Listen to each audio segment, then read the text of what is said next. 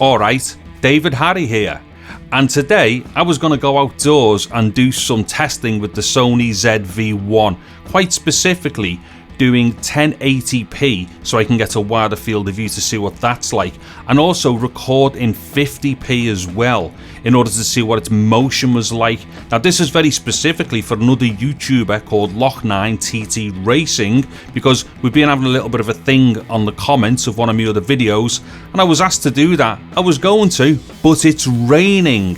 So instead, rather than waste the opportunity to do something to do with field of view, what I'm going to do here is try 4 different settings to see what field of view is like in a vlogging position. So right now I've got the camera on a little desk tripod and it is positioned exactly full arm's length away where it would be on a pistol grip. So right now I'm holding the little tripod right in front of me. So like I say, the camera is in the exact position it would be if I were vlogging at full arm's length. So right now we are in 4K UHD and we have the stabilization on. So what we've been looking at so far is the most cropped in picture that we can get out of this camera. So what I'm going to do now is switch off the stabilization in 4K UHD. Okay, so what I've done now, I've taken the stabilizer off. So just on the previous take, that was on its active stabilization. I won't bother doing standard because that like middle of the road one probably won't get used by many people. So you're either probably going to have it off like I've got it off now and it be on a tripod, or it's going to be on full, as in full active, whilst you're walking around and stuff doing vloggy things or pointing the camera or other stuff whilst you're moving.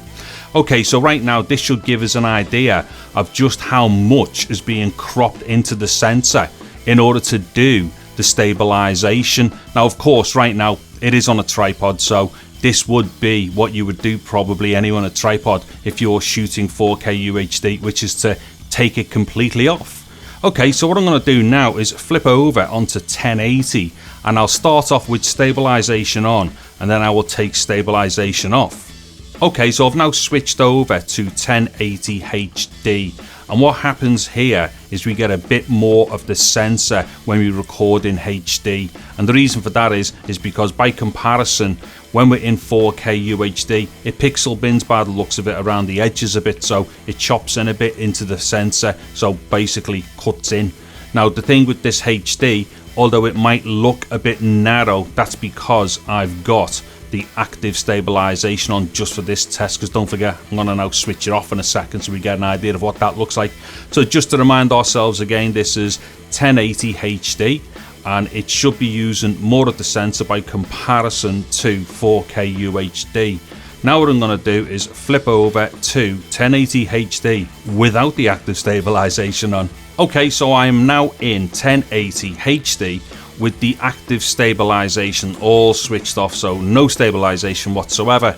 So what's happening here right now, we are getting the biggest part of the sensor being used because we're in HD, and on top of that we are not getting any extra further crop because we are not using any EIS on top of that. So right now what we should be seeing here is the widest and like most biggest picture we can get out of this camera. And just quickly, there is my arm out again. I've maintained the same distance all the way through these 4 takes, which is a little bit odd because what I've had to do is reach around the back of, oh that sounds rude, I've had to do a reach around on the camera, get to the back buttons and try and look at the screen here as I've been doing it, and it's been a bit weird trying to control it all like without seeing the buttons and stuff. But I've managed to keep the camera steady and I've maintained my position. So I've been very constant within the 4 takes, and so we should have noticed stuff on the background. Now, just in case you didn't notice the differences going on, don't worry. I'm about to go to like a split screen right now with all 4 takes on, and I'll just do a few seconds of this and we can see exactly what the differences are within the fields of view for all 4 takes.